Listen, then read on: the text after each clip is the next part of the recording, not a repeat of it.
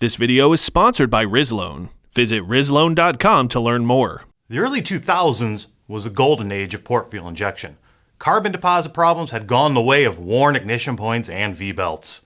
In most states, corn was used for food and not for E10 and E15 blends.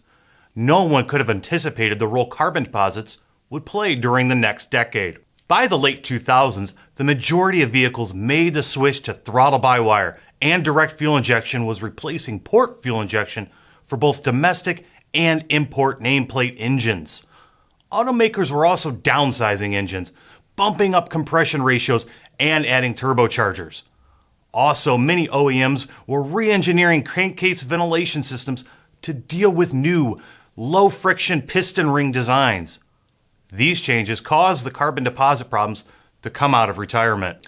On late model engines, when conditions in the combustion chamber fall outside of the Goldilocks zone, carbon deposits can occur.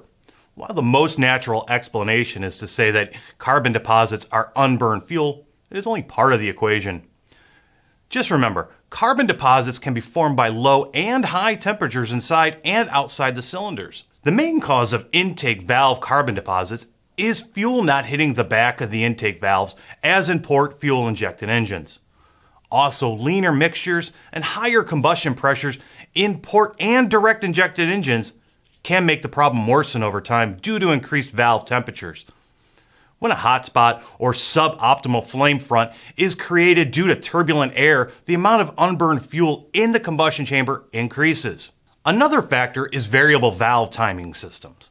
When the valve opens during the intake stroke, it might come in contact with these byproducts, and unlike those through the exhaust valves, the gases passing by are not hot enough to burn them off. The other causes of intake valve carbon deposits are gases and oil from the PCV system.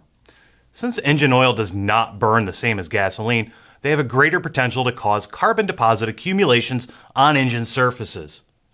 No matter the engine or injection technology, carbon deposits do not happen overnight.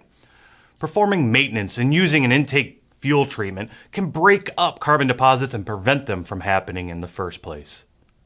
I'm Joe Keen. Thanks for watching, and we'll see you next time.